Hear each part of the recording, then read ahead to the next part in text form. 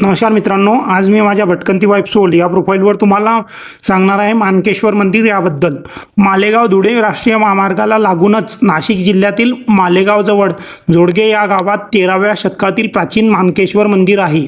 पश्चिमाभिमुख हेमाडपंथी शैलीतील या मंदिराची बाह्यरचना आणि आतील भिंती कलाकुसरींनी सुशोभित आहेत।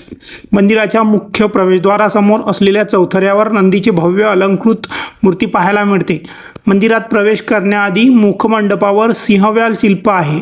मंदिराचे वैशिष्ट्य म्हणजे हे मंदिर त्रिदल रचनेचे आहे, म्हणजेच यात मुख्य गाभाऱ्यासह आणखी 2 गाभारे आहेत।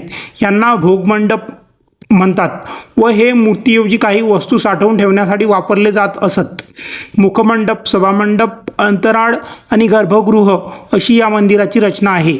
मुखमंडपाच्या आतील भिंतींवर अप्सरांची शिल्पे व संगीतवादक यांची शिल्पे कोरलेली दिसतात। सभामंडपाच्या भिंतींमध्ये असलेल्या 12 खांबांवर वैशिष्ट्यपूर्ण नक्षीकाम केलेले आहे आणि छतावरही यक्ष व अप्सरांची शिल्पे कोरलेली दिसून येतात। मंदिरात उजेड व हवा येण्यासाठी वरच्या बाजूला पूर्व व पश्चिम दिशेला उभ्या आयताकृती खिडक्या केलेल्या दिसतात। मंदिराच्या बाहेरील देवकोष्टकांमध्ये अंधकासूर वध, भगवान विष्णू, दशावतार व इतर अनेक देवतांची शिल्पे इथे कोरलेली दिसून येतात। मंदिराच्या कळसावर 3 कीर्तिमुखे एकात एक गुंफलेली आहेत। कीर्तिमुख म्हणजे हिंदू धर्मात विशेषतः मंदिरे किंवा घरांच्या प्रवेशद्वारांवर वाईट शक्तींना दूर ठेवण्यासाठी लावले जाणारे संरक्षक मुखवटे किंवा शिल्पे होत। मध्यान्हाची सूर्यकिरणे शिवपिंडीवर पडावी यासाठी कळसावर लहान सच्छिद्र रचना केलेली दिसून येते। एका आख्यायिकेनुसार मंदिराला लागूनच असलेल्या झोटिंग डोंगरावर नाथपंथीय साधू राहत असत।